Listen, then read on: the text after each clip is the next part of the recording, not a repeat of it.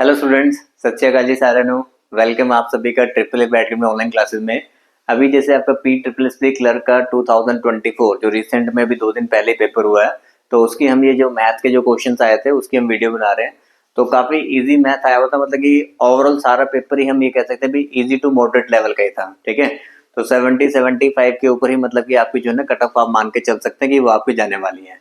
तो जो क्वेश्चन इसमें आए थे तो वो हम डिस्कस करेंगे। ठीक है, सिंपल क्वेश्चन थे, जिसने भी मतलब कि एक बार भी कभी मैथ पढ़ा होगा तो वो सारे क्वेश्चन बना सकता था। ठीक है, ये फिर से वही देखो, इनके कुछ फेवरेट क्वेश्चन होते हैं, पेट क्वेश्चन होते हैं, बार बार उनको डालते रहते हैं। तो इनका ये हैन वाला, काउ वाला, कैमल वाला ये क्वेश्चन इनके फेवरेट है, तो ये क्वेश्चन एग्जाम में आते ही रहता है। ठीक है, और क्लासेस में हमने ऑलरेडी बच्चों के क्वेश्चन करवाए हुए हैं, तो होपफुली सभी बच्चे बनाकर आए होंगे। चलिए देखते हैं।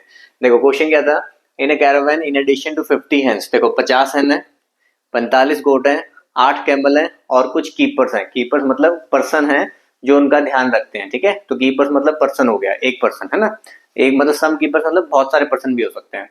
इधर टोटल नंबर ऑफ फीट भी 224 मोर है। वो कह रहे हैं कि जो टोटल फीट है ना हमारे पास वो 224 ज्यादा है किससे, नंबर ऑफ हेड से। ठीक है, नंबर ऑफ हेड से 224 से ज्यादा है। तो नंबर ऑफ कीपर्स कितने हैं वो मुझे निकालना है। देखो टोटल नंबर ऑफ फीट, सबसे पहले हम टोटल नंबर ऑफ फीट हम बना लेते हैं। देखो अगर आपके पास 50 हैन है, ठीक है, एक हैन की कितनी लेग्स होती है, 2, तो 50 हैन है तो 50 इंटू 2, 50 इंटू 2, तो मेरे पास हैन की जो लेग्स है वो कितनी हो गई, 100। 45 गोट्स हैं तो एक गोट की 4 लेग्स होती हैं, 45 इंटू 4 कितना हो गया, 180। 45 इंटू 4 कितना हो गया, 180। 8 कैमल है, एक कैमल के 4 लेग्स, तो 8 के कितने हो जाएंगे, 32। ठीक है, प्लस कुछ कीपर्स है वो मुझे पता नहीं। ठीक है, हर कीपर जो भी पर्सन होगा उसकी लेग्स कितनी होंगी, 2 होंगी, तो मैं नंबर ऑफ कीपर्स x मान लेता हूं, तो उसकी जो 2 लेग्स होंगी तो 2 इंटू एक्स। जैसे अगर 10 कीपर हुए तो 10 इंटू 2 उसकी टोटल लेग्स कितनी होंगी, 20। तो यहां पर जो मैंने लिखा, ये हमने लिखा भी टोटल नंबर ऑफ लेग्स, ये हमारे पास क्या है, टोटल लेग्स हो गई। अब क्वेश्चन में कंडीशन क्या है, वो कह रहे हैं जो टोटल लेग्स है ना, नंबर ऑफ फीट जो है वो 224 ज्यादा है किससे, नंबर ऑफ हेड्स से। ठीक है, वो कह रहा है कि ये वाली वैल्यू नंबर ऑफ हेड्स, अब नंबर ऑफ हेड्स कितने देखो, 50 है, 45 गोट 95 प्लस 8 कैमल तो कितने हो गए, 103। 103 तो ये हेड हो गए, प्लस जितने मेरे पास कीपर्स थे, कीपर्स मेरे पास कितने हैं, एक्स नंबर ऑफ कीपर्स हैं, तो एक्स नंबर ऑफ कीपर्स हो गए। ठीक है, उसने ये मेरे पास नंबर ऑफ हेड्स हो गए, ये मेरे पास क्या है, नंबर ऑफ हेड्स हैं। ठीक है, अब क्वेश्चन में लिखा भी टोटल नंबर ऑफ जो फीट है ना वो 224 ज्यादा है टोटल नंबर ऑफ हेड से। अब कुछ बच्चे गलती ये करते हैं कि वो 224 ना इसी साइड ऐड कर देते हैं, लेग्स वाली साइड। लेग्स वाली साइड 224 ऐड नहीं करना, लेग्स तो पहले ही ज्यादा है। जब आप इक्वल टू में लिख रहे हो तो नंबर ऑफ हेड्स वाली साइड आपको 224 ऐड होगा, तो 224 आपने यहां पर ऐड करना था। ठीक है, तो कुछ बच्चों ने गलती वहीं कर दी भी, 224 उन्होंने इस साइड कट कर दिया। ठीक है, दोबारा देख लो भी क्या था, वो कह रहे जो मेरी टोटल लेग्स हैं, ये मेरे पास टोटल लेग्स हो गई 50 इंटू 2, 45 इंटू 4, 8 इंटू 4, और कीपर हमने मान लिए एक्स है, कीपर एक्स है तो लेग्स हो गई 2x।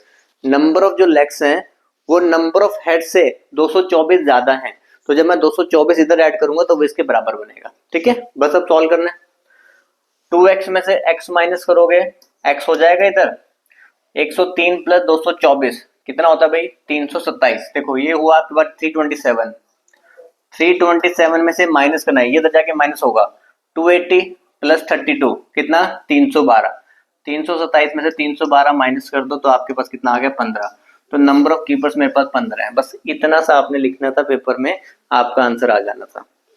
ठीक है, समझ पाए। ये हो गए मेरे पास टोटल नंबर ऑफ लेग्स, ये हुए टोटल नंबर ऑफ हेड्स। ठीक है, कीपर को हमने माना है एक्स है, तो उसने कहा था भाई जो टोटल लेग्स हैं वो टोटल हेड से 224 ज्यादा हैं, तो 224 आपका इस साइड ऐड होगा, 2x में से x माइनस किया तो x आ गया, 103 प्लस 224 327 हुआ, उसमें से ये टोटल हमने इधर 312 लाके माइनस कर दिया, तो हमारे पास आंसर कितना आ गया, 15। ठीक है, इस पेपर का मतलब मैथ्स में कह सकते हो भी सबसे डिफिकल्ट सवाल यही था, जो भी जेईपी खुद भी में भी आसानी है। ठीक है, ये कोई भी छोटा बच्चा भी बना लेगा, जब भी कोई टीचर, किसी भी टीचर ने अगर आपको ट्रेन वाला चैप्टर पढ़ाया हो तो पहला क्वेश्चन आपका यही होता है। ठीक है, ट्रेन का फॉर्मूला, स्पीड का formula, speed is distance upon time. Speed of train आपको 30 मीटर पर सेकंड बता रखी है, वो एक पोल को क्रॉस कर सकती है 15 सेकंड में। What is the length of the train? Speed of train 30 metre per second. जब एक ट्रेन जो है ना एक पोल को क्रॉस करती है तो लेंथ जो है वो सिर्फ ट्रेन की लेंथ ली जाती है, ठीक है। तो यहाँ पे जो डिस्टेंस आएगा वो आपकी अपने आप ट्रेन की लेंथ ही आएगी। टाइम जो लग रहा है पोल को क्रॉस करने में वो कितने सेकंड का है? 15 सेकंड का। तो इधर 15, ये भी देखो मीटर पर सेकंड में ही है, इधर भी सेकंड में है, आपसे कन्वर्जन भी नहीं करवाई कुछ भी। 15 को 30 से मल्टीप्लाई कर दो तो ट्रेन की लेंथ कितनी आ गई? 450 मीटर। ठीक है जी, तो ये हमारा बी ऑप्शन आंसर था। बात समझ में आ गई? बस फॉर्मूला पता होना चाहिए था, speed equal to distance upon time. Train जब पोल को क्रॉस करती है तो लेंथ सिर्फ ट्रेन की ही लेंथ होती है, तो यहाँ पे जो डिस्टेंस आएगा वो ट्रेन की लेंथ होगी। स्पीड 30 मीटर पर सेकंड था, टाइम 15 सेकंड है, 15 को 30 से मल्टीप्लाई किया कितना हो गया? 450। ठीक है, बिल्कुल सिंपल सवाल, इससे सिंपल नहीं हो सकता। The value of x for which the expression 10 minus 5x and 4x plus 1 become equal. वो कह रहे हैं कि किस वैल्यू ऑफ x के लिए दोनों इक्वल हो जाएंगे। दोनों को इक्वल करना है ना, तो उसने बोला 10 माइनस 5x हमारा इक्वल होना चाहिए किसके? 4x प्लस 1 के लिए। तो किस वैल्यू ऑफ x के लिए? ठीक है, 1 को आप इधर ले आओ, 10 माइनस 1 कितना होगा? 9। 5x माइनस में उधर ले जाओ, प्लस हो जाएगा 5x प्लस 4x कितना हो जाएगा? 9x। 9 इसको डिवाइड कर देगा, x की वैल्यू कितनी आ जाएगी? 1। तो x इक्वल टू 1 के लिए, ठीक है, ये दोनों आपस में क्या हो जाएंगे? इक्वल हो जाएंगे। कि जब आप x इक्वल टू 1 यहाँ पुट करोगे तो दोनों तरफ आपकी इक्वल वाली कंडीशन सेटिस्फाई हो जाएगी। ठीक है, ऑप्शन से भी यहाँ पर पुट करके आप चेक कर सकते थे। इक्वेशन बनाना तो बहुत ही आसान था। उसने कहा था भी वैल्यू ऑफ x, किस x की वैल्यू के लिए ये जो हमारा एक्सप्रेशन है 10 माइनस 5x और 4x प्लस 1 क्या हो जाए? इक्वल हो जाए। तो इन दोनों को मैंने आपस में इक्वल में लिखा। ठीक है, 10 माइनस 1 आपका 9 हुआ, माइनस हो जाके प्लस हुआ 9x, तो x की वैल्यू कितनी आ गई? 1। ठीक है, तो बिल्कुल सिंपल सिंपल सवाल आपसे पूछे गए थे। ये लीनियर इक्वेशन वाला इस तरह का क्वेश्चन काफी बार देखो पेपर में आ ही जाता है। ये आप लोगों ने बचपन से ही सॉल्व करना सीखा होगा। 3x plus 2y equal to 7 और आपको साथ में दे रखा था भी 4x minus y is equal to कितना दे रखा था? 24। और हमें जो वैल्यू फाइंड करनी है वो x माइनस वाई की हमें वैल्यू निकालनी है। इसका मतलब मुझे x की वैल्यू भी फाइंड करनी है, मुझे y की वैल्यू भी फाइंड करनी है। तो x और y हम कैसे फाइंड करते हैं? हमें क्या करना होता है, इसमें किसी एक वेरिएबल की वैल्यू को हमें सेम बनाना होता है। ठीक है, हमें किसी एक वेरिएबल की वैल्यू को सेम बनाना है। तो देखो जी, इसको सेम बनाने के लिए हम नीचे वाले इक्वेशन को मल्टीप्लाई बाय 2 कर देते हैं। ठीक है, मैं फिर से दोनों इक्वेशन को लिख लेता हूँ। ठीक है, ऊपर वाली इक्वेशन मैंने एज इट इज लिख ली, 3x plus 2y is equal to 7। इसको मैंने 2 से मल्टीप्लाई किया, 2 four the 8x minus 2y और 24 टू द कितना? 48। ठीक है, अब देखो हर बार आपको यहाँ पे साइन चेंज करके लिखने की जरूरत नहीं होती। जब ऑलरेडी आपका एक प्लस में है और एक माइनस में, तो ये कट ही रहा है, y तो आपका कट रहा है, तो y से y हमारा ये कट गया, भी 2y से 2y कट गया, तो ये ऐड हुआ 8 प्लस 3 कितना हुआ? 11x। ये ऐड हुआ 48 प्लस 7 कितना हुआ? 55। 11 उसको उधर जाके डिवाइड करेगा तो x की वैल्यू मेरे पास 5 आ रही है, तो x की वैल्यू मेरे पास कितनी आ गई? 5। ठीक है, तो x की वैल्यू को हम यहाँ पर फर्स्ट इक्वेशन में हम यहाँ पर पुट कर देते हैं। आप यहाँ भी पुट करो, वहां पुट करो, एक ही बात है। ठीक है, 5 को देखो मैं यहाँ पर मैं पुट करता हूँ, साफ साफ दिखाई देगा। x इक्वल टू 5 है, यहाँ पुट करो, 5 इंटू 3 कितना? 15। 5 इंटू 3 कितना हो गया? 15 plus 2y is equal to 7। ये उधर जाके माइनस होगा, 7 माइनस 15 तो माइनस का 8 होगा, ये ध्यान रखना। 7 माइनस 15 कितना होता? माइनस का 8 होना था। अब y की वैल्यू जो आपके पास आएगी 2 से डिवाइड करेंगे, y की वैल्यू -4 है। ठीक है, तो x की वैल्यू 5 है, y की वैल्यू -4 है। देखो आपको निकालना था x माइनस वाई। ठीक है, आपने x पुट किया 5 है और माइनस वाई की वैल्यू -4 है। अब माइनस माइनस प्लस होता है, तो आपका आंसर 5 प्लस 4, आपका आंसर कितना बन रहा था? 9। तो हमारा आंसर कितना हो गया? 9। ठीक है भाई, समझ आ रहा सभी को? बिल्कुल आसान क्वेश्चंस आपको दे रखे थे पेपर में बनाने के लिए। ठीक है, विजिबल है ना सारा ठीक से?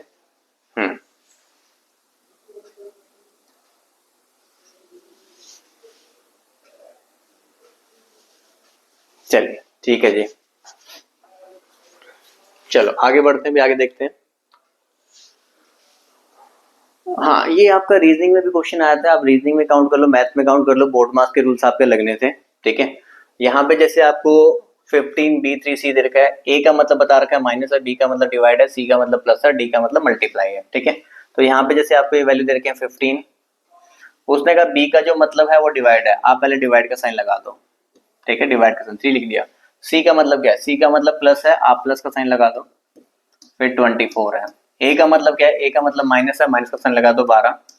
डी का मतलब आपका मल्टीप्लाई है, मल्टीप्लाई साइन लगा दो, और कितना 2।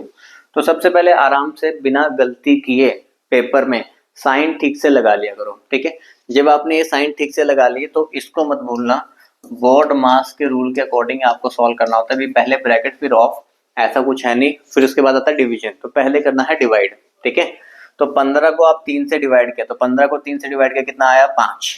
ठीक है, तो डिवाइड वाला पार्ट खत्म हो गया, अब करना है मल्टीप्लाई। ठीक है, प्लस नहीं कर देना, पहले पहले आपने प्लस नहीं कर देना, पहले आपने क्या करना है मल्टीप्लाई।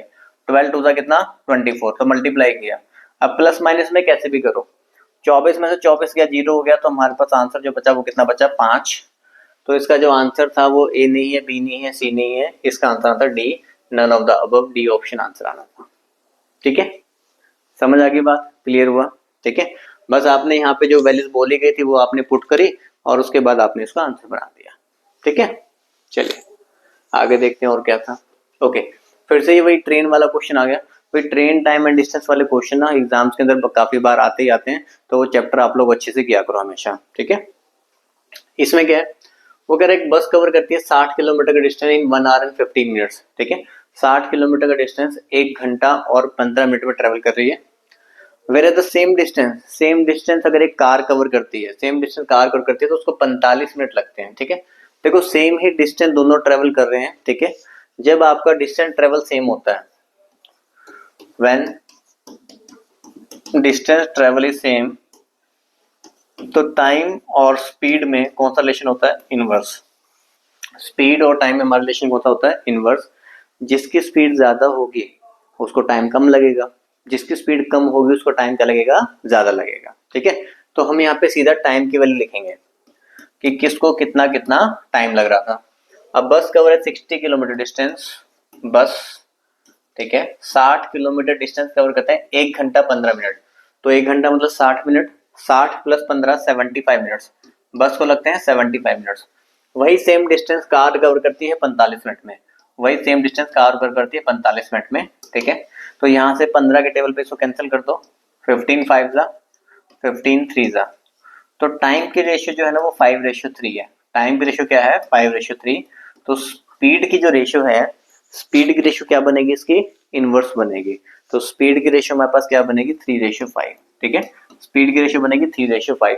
अब जिस बच्चे ने ये निकाला स्पीड की रेशियो 3:5, उसने सी को आंसर मार्क कर दिया, तो उस बच्चे का आंसर गलत हो गया, क्योंकि आपको ना क्वेश्चन की लास्ट लाइन को भी ध्यान से पढ़ना होता है। भी उसने पहले किसका नाम दिया है, उसने ये बोला what is the ratio of the speed of the car to the speed of the bus, पहले कार बताओ, तो पहले कार का लिखना था कि पहले कार की 5 है और जो बस है उसकी कितनी है 3 है, तो आंसर 5:3 मार्क करना था। ठीक है, तो आंसर कौन सा आना था, ए ऑप्शन। ठीक है, जिस बच्चे ने एग्जाम में ये गलती की है ना तो मुझे बता देना भी हाँ भी सर ये मेरे से गलती हो गई थी। ठीक है, मुझे लगता है कुछ बच्चों ने जरूर ये गलत किया होगा कि उन्होंने जल्दबाजी में आसान क्वेश्चन देख के 3:5 मार्क कर दिया होगा। ठीक है, पर आंसर क्या आना था 5:3। ठीक है, चलिए और क्या था अभी देखते हैं। ये भी सिंपल, देखो आपका बोर्ड मार्क्स से उनको बहुत प्यार है। ठीक है, बोर्ड मार्क्स के क्वेश्चन वो जरूर डालते हैं। बोर्ड मार्क्स में यहाँ पे 6 + 6 मल्टीप्लाई, फिर उसके बाद 6 प्लस और 6, ये डिवाइड का साइन है, 6/6 ब्रैकेट खत्म, फिर ये वाली ब्रैकेट, फिर प्लस 6/6। ठीक है, अब आपने वही बोर्ड मास सबसे पहले, ठीक है बोर्ड मास में ब्रैकेट वाला पार्ट, तो सबसे पहले ये ब्रैकेट वाला पार्ट हम सॉल्व करें। ठीक है, मैं पूरा स्टेप बाय स्टेप आपको लिख के दिखाता हूँ। 6 + 6 इंटू, ठीक है यहाँ पे देखो 6/6, 6 को 6 से डिवाइड करो कितना आएगा 1 आएगा, 6 + 1, 6 + 1 कितना हुआ 7, तो मेरी ये वाली ब्रैकेट सॉल्व हो गई। वो तो ब्रैकेट से बाहर है, आप उसको सॉल्व कर सकते हो। ठीक है, तो 6/6 हमारा कितना होता है 1, तो 6 को हमने 6 से डिवाइड किया, हमारे पास कितना आया 1, वो तो बाहर है, वो बाहर से सॉल्व हो जाएगा। ठीक है, अब यहाँ पर आपके पास प्लस से मल्टीप्लाई, तो पहले मल्टीप्लाई होगा, 7 6 42, 42 + 6 48, और बाहर आपका +1 है, तो 48 + 1 कितना होगा 49, तो 49 हमारा आंसर है। तो ऑप्शन कौन सा हो जाएगा, ये ऑप्शन। ठीक है, तो बोर्ड मास के रूल्स को आपने भूलना नहीं है, बोर्ड मास आपका हमेशा काम आता है। ठीक है, तो यहाँ पर हमने देखो सबसे पहले ब्रैकेट सॉल्व करनी थी, उसमें हमने डिवाइड किया, 6 डिवाइड बाई 6 1 हुआ, 1 हमारा 6 में ऐड होना, 6 + 1 कितना हो गया 7, 7 6 42 + 6 कितना हुआ 48, और बाहर 6 डिवाइड बाई 6 1 है, तो 48 + 1 आंसर कितना हो गया 49। ठीक है, क्लियर हुआ। तो देखो एग्जाम में अगर आप थोड़ी सी मेहनत पहले से करके जाओगे ना, तो आप ये समझ लो मैथ और रीजनिंग में तो जितने क्वेश्चन 30 क्वेश्चन आते हैं, अगर मैथ और रीजनिंग के 25 क्वेश्चन आते हैं, तो 25 में से 25 ही आने चाहिए। हम मान सकते हैं कि कोई एक आधा क्वेश्चन चलो गलत हो जाए, तो 25 में से 23 तो कहीं ना जाए, 23 या 24 आप हमेशा लेकर आओ। ठीक है, तो मैथ और रीजनिंग तो आपका वो सेक्शन है जो आपका पूरा स्कोरिंग सेक्शन है। जीके में देखो आपको लगता है जीके में कभी कहीं से पूछा गया, कभी कहीं से पूछा गया, हमने इतना पार्ट पढ़ा था वो रह गया, इतना पार्ट पढ़ा था वो नहीं हुआ, इंग्लिश में हमने कुछ ऐसे सोच के लगाया था वो गलत हो गया। लेकिन मैथ और रीजनिंग तो वो है कि आप 25 क्वेश्चन अगर आ रहे हैं, तो उसमें से 25 नंबर ही लेकर आओ, कोशिश आपकी ये होनी चाहिए। ठीक है, यहाँ पर इतनी स्कोरिंग हो जाएगी ना, तो फिर बाकी सेक्शन में स्कोरिंग करना आपके लिए आसान रहेगा। ठीक है, एक कंप्यूटर बहुत ईजी आया हुआ था, बहुत सारे बच्चों ने कंप्यूटर वाला पार्ट कम क्वेश्चन करके आए, लेकिन कंप्यूटर का बात बहुत ईजी आया हुआ था, तो उसको भी इन चीजों के ऊपर ज्यादा फोकस किया करो। ठीक है, कि जहां पर नंबर पक्के ही हैं। ठीक है, बेसिक कंप्यूटर पूछता है, सारी चीजें आप लोगों को आनी चाहिए। ठीक है, तो कंप्यूटर का पार्ट हो गया, मैथ रीजनिंग का पार्ट हो गया, यहाँ पे तो फुल नंबर आपके आने चाहिए। ठीक है, चलिए देखो भाई, अगर अब ऐसी तैयारी करनी है ना, तो फिर जिन बच्चों ने अभी तक कोचिंग नहीं लगाई है, तो वो बच्चे कोचिंग लगाएं। ठीक है, नए साल में रेजोल्यूशन ले लो। ठीक है, जनवरी से कोचिंग स्टार्ट कर लो, हमने तो अभी दिसंबर में भी बैच स्टार्ट किए हैं, 23 दिसंबर को भी आपके हर सेंटर में बैच स्टार्ट हुए हैं। ठीक है, जनवरी में भी बैच स्टार्ट होंगे, तो जो जनवरी से, लेकिन ये ध्यान रखना भी जनवरी से ना फीस सभी सेंटर्स में बढ़ रही है, जनवरी से फीस सभी सेंटर में बढ़ रही है। तो आप लोग जो भी बच्चा दिसंबर में ज्वाइन करेगा, तो उसको 2024 वाली फीस लगेगी। ठीक है, और जो जनवरी में ज्वाइन करेगा, तो उसको 2025 वाली फीस लगेगी। तो हर एक की फीस में ना सेंटर में 2-2 ढाई-ढाई हज़ार रुपए का डिफरेंस होगा।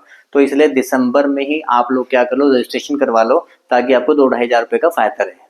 ठीक है, चलिए, तो ये सभी सेंटर्स के नंबर मैंने शेयर कर दिए।